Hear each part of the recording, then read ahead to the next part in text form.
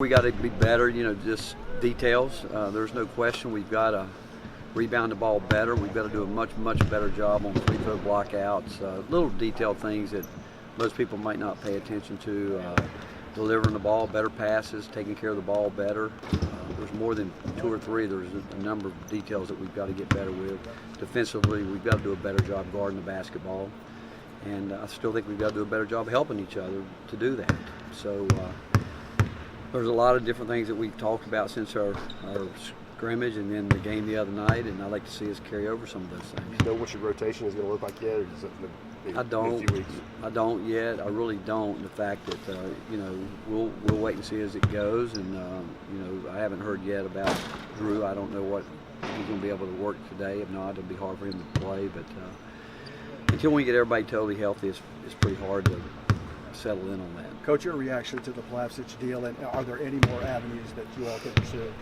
Well, I think we're all disappointed because Urosh is a wonderful kid, and he's been really patient with it. But there is another avenue that we're exploring that we're able. We have some appeals that we can do, so we do have an appeal left, and I've got full confidence that Coach Fulmer and our compliance people are going to do everything they can. I know he's already made his statement about it. We're all disappointed and somewhat surprised, to be quite frank, and so we'll see where it goes, and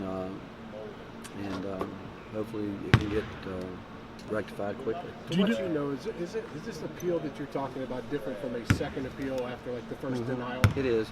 Well, it is. You can have there's an appeal.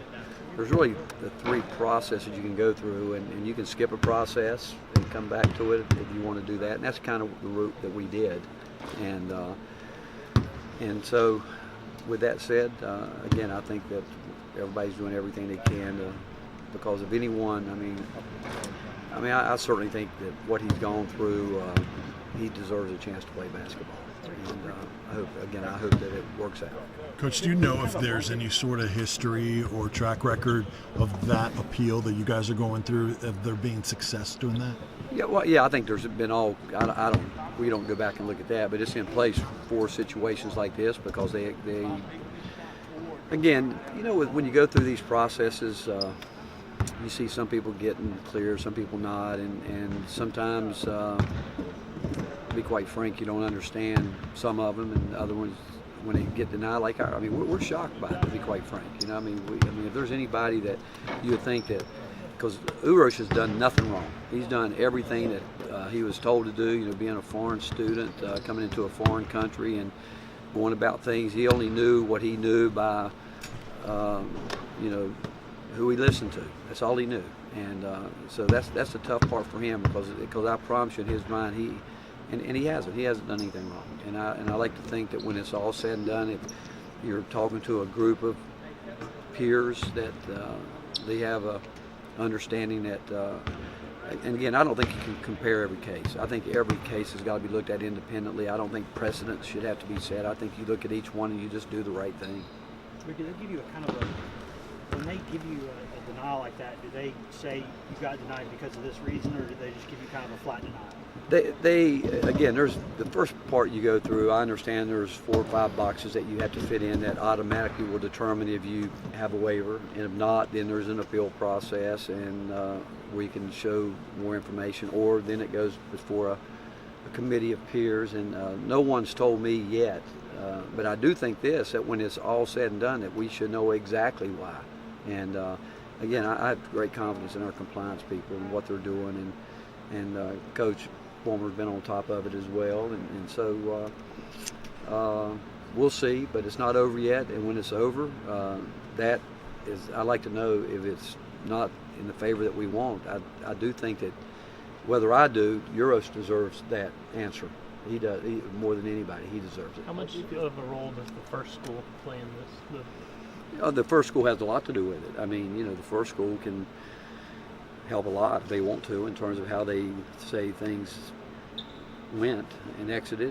And it's real simple out there. If the school that when someone leaves simply says there was not a spot on the roster, that person is going to be deemed automatically eligible at the next place he goes. And but then you get into the part where people say, does that mean you're running off guys? And that's not necessarily the same thing. But the ones that I know that have been able to get cleared immediately are where the school that they're leaving from fully cooperates to get that person eligible. Because I think that in situations that we've been involved in, I felt like it was important that that person gets a chance to go and play right away, because I'm not sure sitting out helps anybody. Is there generally any communication between the first school and the second school? Yes, yeah, there is, and again, because they do work together. I mean, the NCAA is going to, when we put in the paperwork we need to put in, the other school obviously has a chance to respond to it, and so yeah, there's communication. Coach, how ready is Devontae with the thumb? Is he?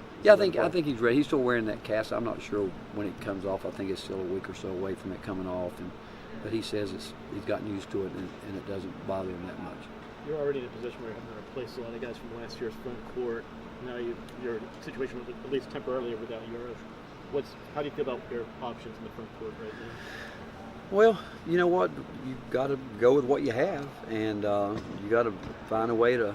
It's up to us as coaches to put guys in positions that they can be successful, and we're not afraid to size down and play with what would probably look like a all-guard lineup. We're not afraid to do that either, and we'll do whatever we have to do to whatever the situation calls for. But again, you have to play with what you've got. Kind of like on that topic, how beneficial is it that Eves and Josiah both look like guys that are capable of guarding multiple positions? Well, they can, and I think Eve Pons can guard 5 positions as well as anybody in the country. I really believe that, and Josiah's length is going to, and size will help do that. But yeah, that one thing about it, if you go that route, they've got to guard you on the other end too, and so it works both ways. But we would obviously have to help each other a lot in that situation, and rebounding will become paramount, that we make sure that we're not giving up a lot on the glass.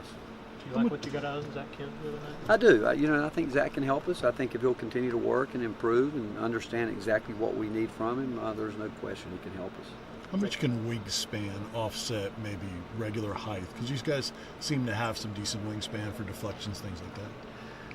Well, wingspan's really important. I mean, I'd rather have somebody that's got a 7'2" wingspan and somebody that's, like, you ever been to lunch with Rob Lewis? He's got really short arms, you know what I'm saying? Real short arms. So, you want those guys that can go deep down there. But he, it's important. I think everybody wants a wingspan over height. I don't think there's any question. Jordan has kind of shown an outgoing personality off the court, not necessarily on the court. Much do you think it would benefit him to maybe show a little bit more of that on the court? Well, since he's been here, people would tell you off the court he's the funniest guy on the team. That part of him, all of us around has seen him because he is funny, and I think that obviously there's a side that he doesn't show a lot of people. Would it benefit him? I don't know. I don't know how much it would relate to basketball, but the fact is everyone knows he's funny, and he's a guy that everybody loves because of who he is. Again, he's one of those guys that very seldom has a bad day, and somebody that you pretty much know every day what you're going to get. What does Asheville bring to the table? Well, they're a different team than a year ago. Coach Morrell's done a good job of going in and having to get his guys in place from a year ago, and they've got much. Will be a much different team. I think they'll play different than he played a year ago. We certainly expect that, and he's been around the game a long time. He knows how he wants to play, and I think he's been able to get more guys like he wants to help him fit into the style where, again, probably up tempo, look to press and trap and those type things. And then a year ago, they were predominantly a zone team, but I'm sure they still have some of that in the repertoire as well. So we have to be prepared for a number of different things. You've coached a number of freshmen over the years. Some have kind of been instant impact guys. Some have needed 2 or 3 years to really kind of blossom. What, if any, expectations do you have of this crop of newcomers coming into the season? Are they kind of all over the place, or different with different guys, or what kind of sense do you have of them? I don't think they're any different than when you go back to when Grant Williams was a freshman, and John Fulkerson and Jordan Bone, I mean, you know, our expectations are always high, but are they all over the place? Yes. Are they all different? Yes. You know, and what you have to do is every day, and that's where I give a great deal of credit to our staff. I think they work really hard, trying to spend a lot of time with guys away from the court to try to teach them not just the physical side of it, but the mental side that comes with it. And that's probably I mean, there's a lot of things you have to adjust to: the speed of the game, the quickness, how it's quicker, but also the mental side, how you've got to be able to pick up things quicker on the fly, and things adjustments that have to be made on the fly sometimes. But we throw a lot at them, and we expect them to pick it up. And some days we have to create some chaos with them to let them know it's not going to always be comfortable. And so there's a lot with a freshman group that you coach different than you do older guys.